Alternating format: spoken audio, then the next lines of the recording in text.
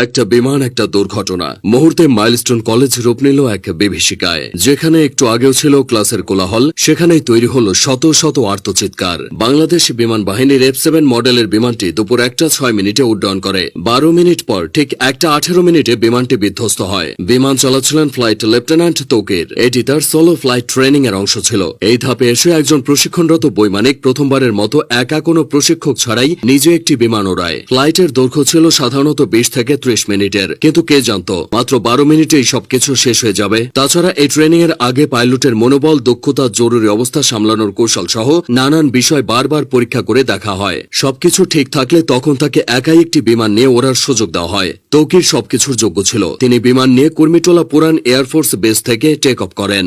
এরপর উত্তরা, দিয়াবাড়ি, বাড্ডা, হাতিরঝিল ও রামপুরার ওপর উঠতে থাকেন। তবে কয়েক মিনিটের মধ্যে কিছু সমস্যা দেখা যায়। সঙ্গে সঙ্গে তৌকির কন্ট্রোল রুমে রিপোর্ট করে জানায় যে তার বিমান আকাশে ভাসছে না, মনে হচ্ছে বিমান নিচের দিকে পড়ে যাচ্ছে। কন্ট্রোল রুম থেকে তাকে জানানো হয় তিনি যেন ইজেক্ট করেন তথা বের হয়ে আসেন। বিমান যখন নিয়ন্ত্রণের বাইরে চলে যায় তখন পাইলট নিজেকে বিমানের বাইরে বের করে আনেন প্যারাশুট সহ। এটিই ইজেক্ট, কিন্তু কোনো এক অজানা কারণে তা সম্ভব হয়নি। এদিকে কন্ট্রোল রুমের সাথে পাইলটের যোগাযোগ বিচ্ছিন্ন হয়ে যায়। তার ঠিক 1 থেকে 1.5 মিনিটের মধ্যেই বিমানটি নিয়ন্ত্রণ হারিয়ে উত্তরা মাইলস্টোন স্কুলে বিধ্বস্ত হয়। মূলত স্কুলের আবাসিক ভবনে বিমানটি আছড়ে পড়ে। ভবনটির নাম হায়দার হল। হলের পুরো অংশ ধসে গেছে।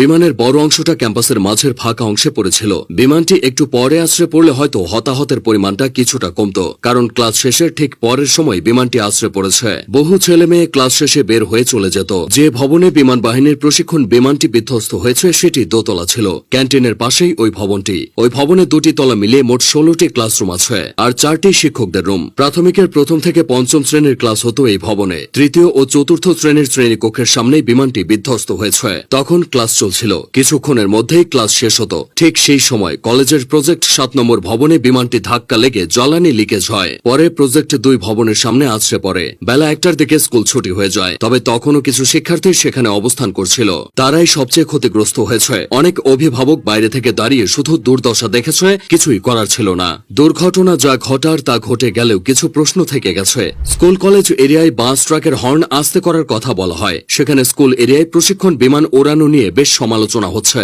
উন্নত দেশগুলোতে বিমান বাহিনীর প্রশিক্ষণ বিমানগুলো জনমানবহীন এলাকায় এনে ওড়ানো হয়, এই যেমন ফাঁকা মাঠ, নদীর পার বা বিধ্বস্ত কোনো জায়গায়। কারণ একটাই, কোনো অনাকাঙ্ক্ষিত ঘটনা ঘটলে যেন ক্ষয়ক্ষতি এড়ানো যায়। এদিকে ঢাকার মতো জনবহুল শহরে বিমান বিধ্বস্তের এই ঘটনা ক্ষয়ক্ষতির পরিমাণ বাড়িয়ে দিয়েছে। তাছাড়া যে বিমানটি নিয়ে তৌকির বের হয়েছিল সেটি বহু বছরের পুরানো বিমান বলে অনেকে দাবি করছে।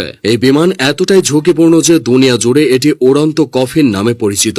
এই ধরনের দুর্ঘটনা